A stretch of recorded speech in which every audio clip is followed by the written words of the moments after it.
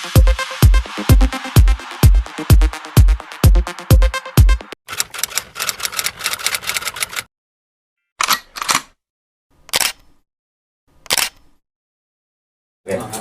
pemirsa Bintang, kita ketemu lagi dengan Tip X.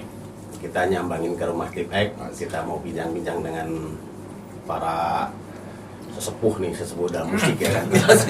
Sesepuhan. Oke, kita mau tanya gimana selama dua dekade seperempat ya, setengah ya? Dua setengah ya. Dua setengah dekade. Oke, kita tanya lagi. Ini awal mulanya Tip X berdiri gimana nih? Oh, ini mesti sesepuh aja. Salah orang kalau gue. Salah itu. Pertanyaan lain lah. Soalnya setiap yang ditanya bagian itu pasti Yos yang jawab. Oh gitu. Jawabnya akan sama sih sebenarnya. Malasnya itu doang. Pokoknya with duo. Semua ya. Tahun berapa sih sebenarnya berdirinya itu? Tahun 95. Udah 5, cuman albumnya 99. Tahun 99, album kedua 2001. album ketiga 2003. Lagi sampai 2002. Bingung mikir 2005. Iya benar, album 2005. Album ke-6. Album ke-6 nih. Album ke-6 ya. Lu dulu. 7 lah. Main 2 doang. Oh berarti ini semua nggak bareng ya? Jadi istilahnya ada pergantian gitu ya? Ada. Tes. Oh, gitu. Album 7 2012. Album 6 2009. Jadi bedanya 2 tahun. 8 tahun. 8 tahun. Nah selama ini kan udah 2 dekade setengah istilahnya. Itu udah berapa album sih? Berarti kalau sama yang sekarang ini kita 8 album. 8 album. Ya, karena yang kemarin kita baru aja ngerilis single pertama dari album ke-8 yang Kisah Cinta Kamu dan Aku. Itu baru ya ini. Oh ini kaosnya ya? Oh iya. Oke. Pakai semua kayak Dagang. Dapatkan Promo. Gitu ya. Ya pre-order. Ready stock dong, bukan pre-order. Ya terus gimana? ya jadi karena harusnya sebenarnya 2020 itu kita rilis album ke-8 karena sesuai sama ulang tahun kita yang ke-25. Tapi karena situasinya pandemi, akhirnya kita merilis single dulu. Single pertama dulu dari album ke-8. Albumnya kita pending, album sudah siap. Jadi tinggal kapan mau rilis aja gitu. Nunggu momen sih sebenarnya. Iya, karena pandeminya juga nggak kenal momen. Rencananya kita bikin 3 single ya. Iya, kita 3 mau single baru nanti album. 8 album ini ya istilahnya. Itu apa yang sudah dicapai dengan Tip X? Kalau yang dicapai ya berarti albumnya udah 8. Iya. Selain itu mungkin kalau buat perjalanan sebuah band pencapaian paling luar biasa ya, paling bagus nih menurut gua tuh kita bisa bertahan selama 26 tahun berarti tahun ini. Itu pencapaian yang mungkin nggak semua band bisa rasain dengan formasi yang tetap seperti sekarang gitu. Ya pencapaiannya itu naik turunnya kehidupan. Jadi kita Sama udah laki ngerasain lah, semua. namanya gitu ya. Iya udah rasain asam manis. Bijak banget ya dia. Manis Kata batu lah emang. Goreng kering. Kan belum habis asam manis goreng kering. Semakin usianya makin tambah makin matang. Makin Ya, matang. makin matang. Gosong kalau dia. Enak kan gosong-gosong masalahnya. Jadi di masa pandemi aja, santai-santai aja. Berarti semua nih masa pandemi sehat-sehat semua ya? Alhamdulillah. Alhamdulillah sehat. Kantongnya nggak sehat. Saya sehat. Saya itu pasti. Kantongnya sehat mas. Sebenarnya kayak Isinya yang nggak sehat ya. Kayaknya ada yang pusing habis bangun rumah terus langsung pandemi. Gitu. Luar biasa itu. ya dipaksa jalanin profesi lain dulu lah jatuhnya ya. Sambil menunggu keadaan. Iya. Iya kan? Ini mas-mas penghapus nih ya. Om dong. Oh om. Dia aja. Enggak dia aja. Opa dia mah. Oh iya. Opa Korea. Om penghapus nih guys. Sabar ya. Jadi penghapus rasa dahaga ya kan. Buat apa nah? Fans Tip X? Ex-friend. Ini kenangan apa yang selama 2 dekade setengah itu yang terburuk selama manggung atau apapun gitu ya, yang rasain sama teman-teman Terburuk. terburuk? Beda-beda sih perjalanannya. Mungkin buruknya mungkin secara band tuh ada yang ngerasainnya beda-beda gitu. Iya, masing-masing ngerasain. Iya. beda. Kayak saya contohnya terburuk itu nggak jadi manggung karena pandemi. Ini ulang tahun Bekasi, Iya. udah mau soundcheck. Tapi itu kayak kalau menurut gua paling terburuk. Iya. Enggak, kalau gua enggak beda. Bukan misalkan Dia pengusaha soalnya. Enggak, terburuknya gua pernah jatuh di label yang salah. oh itu Ini kayak curah hati ya. Berapa tahun emang? Nah ini kan soal manggung. Oh, kan apa aja kata Mas Oh, ya? iya. Itu soal manggung tadi soal Manggung. manggung. Itu kadang-kadang belok sendiri sih. Kayak Tapi nggak apa-apa gua. Ini kan kehidupan. Pengalaman terburuk itu. Iya benar. kayak aku kemarin waktu itu pernah ngeliat di pas konser di Korea ya. Itu sulit nggak sih sebenarnya kalau konser di luar negeri gitu kan? Gampang aja sih. Yang penting kita ada yang undang. yang undang terus Ada duitnya. persyaratannya kita bisa sanggup, bisa menyanggupi. Ya. Aman. Ya kemarin cuma yang di Korea itu mungkin IO-nya ngerti ya kan. Sangkain kita band K-pop. Sama paling Nggak, kita datang cuma ada sound monitor doang, nggak ada drumnya, nggak ada ampli. Waduh, ini gimana? Akhirnya kita ngeset sendiri. tapi akhirnya ada kita set sendiri. Ada. Iya, jadi kita merangkap jadi sound system. Sebenarnya misi komunikasi sih antara orang sound sama panitia. Soalnya IO-nya orang Indonesia, yang punya soundnya orang Korea kan nggak nyambung ngobrolnya. Dia bilang, dia pikir pokoknya kita boy mau band. sewa sama sound semua gitu kan, sama pokoknya satu ini. Nah kebiasaan Sama mereka di sana band gitu. Heeh. Biasanya di sana paling cuma kayak karaoke. Kayak karaoke kalau di sana. Oh, gitu. sini organ tunggal kali ya. Iya, Kayak gitu. Jadi miss di situnya. Makanya pas kita datang ke sana Kosong Mau panggungnya. sound kosong banget, ini apaan nih gitu kan. Terus akhirnya kita koordinasiin lagi. Ternyata memang mereka tuh si rental sound systemnya itu dipakainya kalau di Korea itu memang buat kayak event-event inilah. Kayak karaoke gitu, kayak mungkin Kayak kantor-kantor ya, kecil lah, kecil-kecil. Kayak K-pop gitu.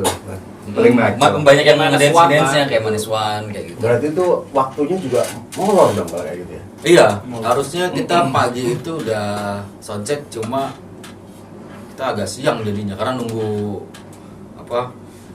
mereka bawain alat Itu lagi. juga kan. karena kita nggak bawa kru juga ya. Iya. Nggak bawa kru, jadi yang kerjain kita sendiri. Jadi kita kerja sendiri. Berarti balik ke awal lagi dong ya. Iya. Untung kita udah pernah melewati itu. Oh, udah pernah melewati itu, Jadi jadi udah ada biasa. pengalaman, udah ada pengalaman. Cuma capek doang. Tapi ada nggak di Korea itu kan istilah biasa suka nggak tahu di Korea atau dimanapun gitu kan hal-hal yang tidak menyenangkan dalam 2 dekade setengah ini kayak umpamanya di hotel ketemu apa gitu atau fans yang tahu-tahu wah nyubit atau nonjok gitu nggak? Nggak ada nyubit sih. Udah, Nyium paling ya. Dan kita udah ngerasain semua sih kayak gitu, kayak manggung nggak dibayar sama IO-nya berapa kali ya seringnya. Emang sering. Berapa kali tuh? Iya. Sama label yang salah itu. Ya kemarin itu juga sama label itu juga sama. Iya kan pernah.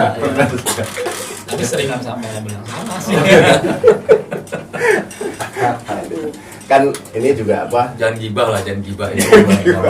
Itu Off the record ya. Off the record. itu toko sebelah lah ya. Kita nggak nyebut merek. Nggak nyampe dikasih sama terus selain pencapaian yang terbaik lah, bukan terbaik lah, maksudnya yang bagus kan itu bikin buku gitu tentang Iya. Impact. Itu penceritaan gimana sih itu? Iya, kalau konsep bukunya waktu awal itu lebih ke kita pingin beda ya sama buku-buku yang lain. Biasanya kan perjalanan atau biografi sebuah band ini lebih ke pencapaian terbaik. Tapi kalau di buku tipe kemarin itu kan yang Cunang jadi pemenang itu, kita malah menjelaskan beberapa sisi gelap lah, sisi nggak enaknya waktu kita jadi anak band gitu. Terus masa-masa terpuruk itu yang di buku itu isinya, jadi sebetulnya aib gitu. Hal-hal yang nggak asiknya lah. Lebih dark side-nya lah. Dark side-nya. Jadi yang happy-happy-nya. Jadi kita masih punya kesempatan satu untuk merilis buku yang lebih komplit. Jadi di situ ada dark side-nya, ada ya banyak happy-happy-nya juga, dan lebih bijak lagi ya. dan lebih bijak lagi. Ngomongin buku gua ada ide nih, bikin buku digital. Bisa. Tapi kalau buku kedua kayaknya susah deh diangkat ceritanya. Enggak kan sebetulnya kan kita cerita tuh kan banyak, cuma Sequel. kadang yang susah itu adalah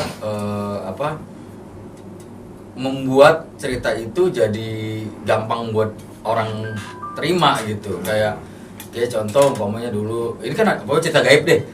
Yos nih pernah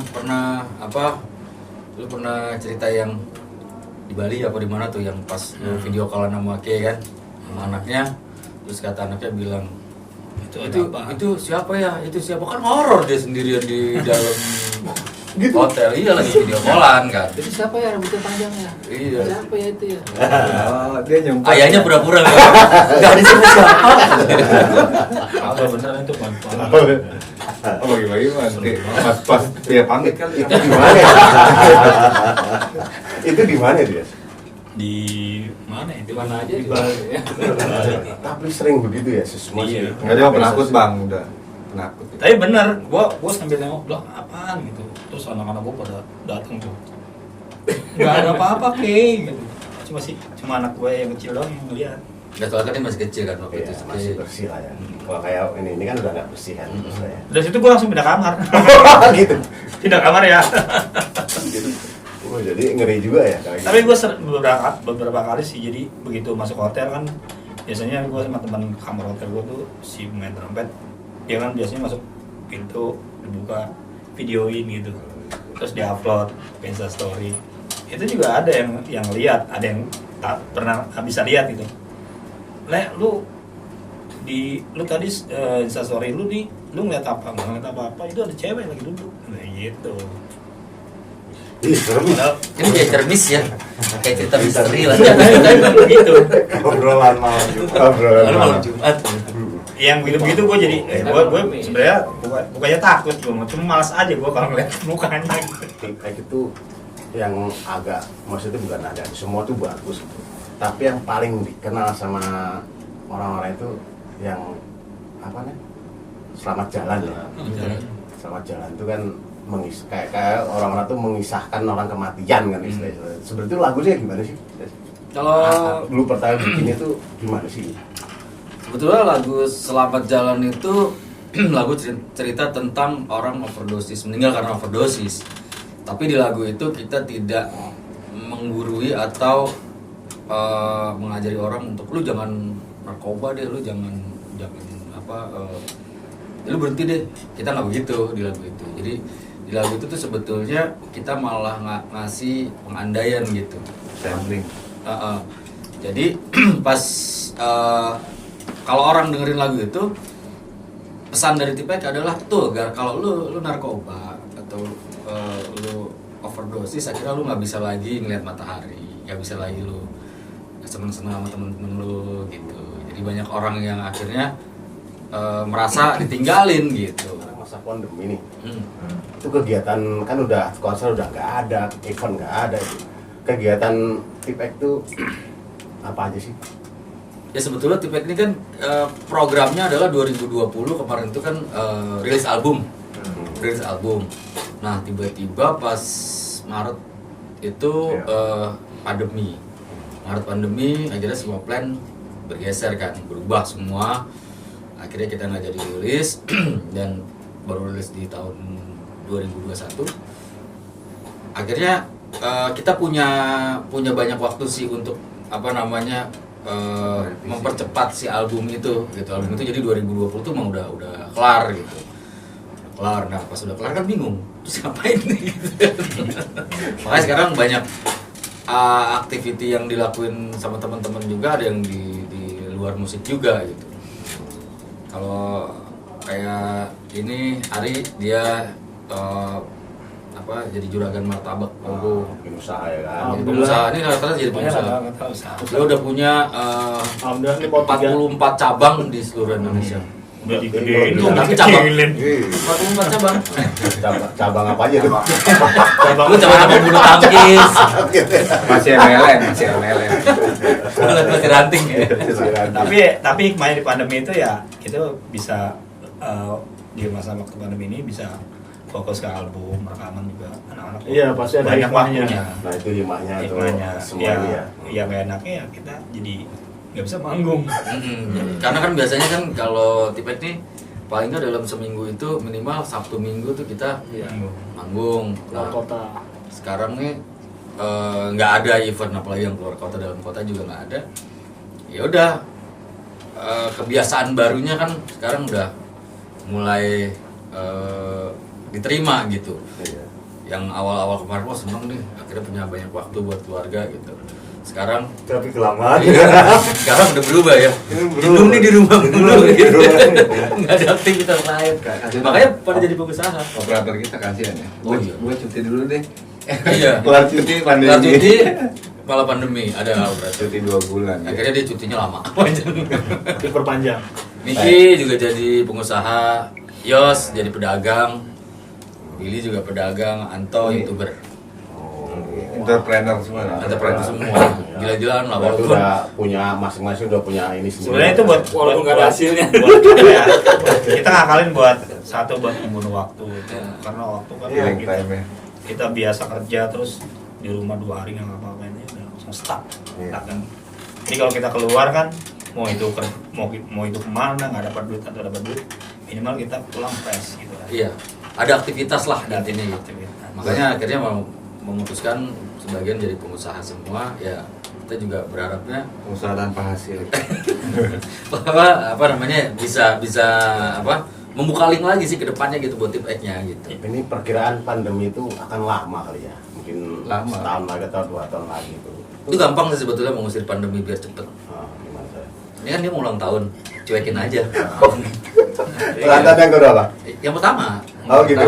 Pandemi. Indonesia. Oh, pandemi. Oh iya iya. Itu Itu yang adalah pertama, kan? tanda ya. Biar Iya. luar aja yang Nah, raya kita mau kita sama mah raya, kayak iya. gitu. Dirayain ya. Jadi dia udah Jadi mati dia- aja dah kalau gitu ya pandemi ya. Biar pindah ke sana. Gampang sih sebenarnya. Apa SD apa itu? Apa ini? Apa ini? Dananya udah di stop. Udah pandeminya kelar. Oh gitu.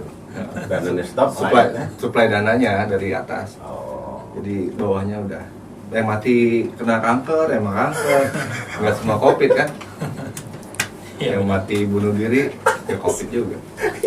Iya, memang benar. Ini seumpamanya nih ya, kita jangan mengandalkan, tapi kalau seumpamanya ini kan diperpanjang terus masa pandemi ini mengakalin pendapatan kalian tuh gimana ya? Istilahnya kalau semuanya nggak ada konser nggak apa, tadi udah usaha lah ya. Nah lama-lama usaha itu kalau orang nggak ada kerja nggak ada, kan orang mau beli pembelinya kan susah. Iya. Itu gimana cara kalian mengakalin? Ya kalau kita bersama-sama apa namanya nggak punya duit kan ya nggak jadi masalah. Yang beli nggak punya duit, kita nggak punya duit kan nggak jadi masalah. Yang jadi masalah itu adalah kita jualan nggak ada yang beli kan gitu kan.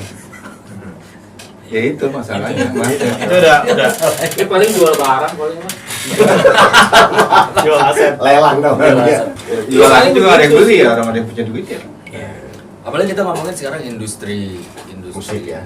Industri musik tuh sebetulnya masih apa orang masih banyak yang akhirnya nunggu gitu kan, nunggu. Ada beberapa sih memang yang udah hajar pas di pandemi ini hajar. Jadi mereka main digital kan, main digital. Nah itu mungkin juga salah satu solusi juga sih gitu, mereka mau main digital. Ya cuma buat musisinya ini yang kita nih musisi yang Ya, seneng di pelan-pelan panggung gitu ya, seneng manggungnya gitu. Kayaknya malah kan nggak ada feel-nya juga. Karena memang terus terang musisi itu pendapatan terbesarnya ya manggung. Manggung. Bisa dibilang Oke. 90%. Kalau musisi yang duitnya banyak sih mungkin aman-aman aja. Kalau yang setengah-setengah gitu kan lama-lama ya habis Apalagi yang juga baru. gitu. Sebenarnya mereka sih juga nggak Aku lama. berharap ya kan mau apa Cuma mereka bingung aja mau ngomong apa gua nih. Tapi benar sih paling nggak ada digital kan. Jadi Iya, paling iya. Ada harapan lah. Di YouTuber makanya nggak usah. Seperti kan youtuber ya kan, Iya. gajinya juga miliaran lagi kan. Iya. Harapannya masih kelihatan gitu. Paling nggak Tapi ada. kalau Kelihatan doang sekarang gitu maksudnya. tapi kalau sekarang tuh kita berusaha jangan yang berharap. Yang penting kita berusaha hari ini harus dapet. Oh iya itu beda lagi kan versinya. Itu kan Susah, feedback masalahnya. Ini Ini pertanyaan. apa sih gue juga bingung. Pertanyaannya happy lah, jangan bikin sedih gitu. Ya, Iya. jadi miris loh. Bukan sedih sebenarnya. usaha kita di Nggak masa bisa. pandemi ini kalau bisa kita usaha hari ini kita harus dapat gitu, jangan kita usaha hari ini mudah-mudahan besok 3 bulan lagi dapat. Itu bener lo nasi goreng tadi. Begitu udah lama kamu begitu tadi orang Trisna mana ya tukang nasi goreng gitu ya. Oh, bukan tipek lagi ya. Apa-apalah sayur diangetin mah. Ini balik lagi ke musik istilahnya. Kan ada lagu baru ya, Iya. single baru. Kisah Cinta Kamu dan Aku. Jadi ini kayak liriknya mengisahkan tentang tetangga ya. tetangga kita PRT loh. Iya. Ini kalau tetangga yang di sini nih jalanan, ya kan nih samping Belakang kan PRT. duduk nih, belakang rumah Pak RT. Sangat kosong. Kita juga itu liriknya tuh kok kayaknya Jadi sangat ini juga. sebetulnya banyak orang yang nggak yang agak lupa gitu. Kalau zaman dulu kan nggak secepat sekarang ya, orang bisa ketemu, bisa pengen ketemu gitu. Sekarang udah bisa WhatsAppan, orang bisa telepon. Nah di lagu ini sebetulnya kalau menurut gue sih ini kan ceritanya tentang orang yang terpisah nih jaraknya gitu, terpisah dan mereka nggak bisa karena satu dan lain hal nggak bisa ketemu gitu. Terus emang ada beberapa yang nanya juga, bang kan kalau di zaman sekarang nggak mungkin itu. Mungkin lah kalau mereka nggak punya kuota, nggak punya duit, Nah, iya. iya kan? Apa yang terjadi kan lu nggak bisa telepon, nggak bisa WhatsApp, ya lu paling mandang-mandangin foto Iya. orang yang lu sayang gitu. Nah jadi di lagu ini cocok gitu sebetulnya buat situasi pandemi yang sekarang yang orang nggak bisa. Karena ada beberapa juga yang keluarganya, si suaminya tugas luar kota yang jauh. Kalau kita ke pedalaman aja ya, waktu main-main di beberapa kota di Indonesia juga ada juga yang nggak dapat sinyal juga. Iya. Kita pernah di Tambang ya, waktu itu di Kalimantan. Begitu juga nggak Itu berlaku tuh ya lagu ini ya. berlaku. Ini kisah gue nih. Iya. Tapi intinya sih sebetulnya itu cerita tentang dua orang yang karena keadaan nggak bisa ketemu gitu. Rilis bulan apa tuh? Januari kemarin 18 Januari. Dan alhamdulillah sekarang udah 500.000. Hampir 500.000 lah ya. Ini udah 500.000 kopi. 500.000. Kita zaman dulu kau ya. Kopi hangat. Ya lumayan lah dapat Ferrari 1. Walaupun kecil. Gambar ya. Dami. Walaupun dami. Itu liriknya itu kan puitis banget itu kan. Dan istilahnya dari dulu tuh Tip X itu menciptakan lagu, menciptakan lirik itu kan puitis dan menciptakan mengarah ke sana itu Keadaan. gentleman banget tuh, nggak ngomong cinta ya cinta enggak gitu. Itu bikinnya gimana? Itu apa penganutnya Khalil Gibran apa Khalil siapa gitu? Khalil tetangga. Sate. Koli. Bang Gibran ya. Bang Gibran. Iya. Kolil. Kasih uduk dong. Sate. Sekarang itu jadi tukang sate emang. Gitu. Iya. Jadi gini, kalau menurut gue nih, setiap band itu harus punya identitas lah. Jadi band itu orang akan melihat sih kalau ini dijadiin sosok. Band ini tuh seperti apa? Apakah band ini adalah cowok yang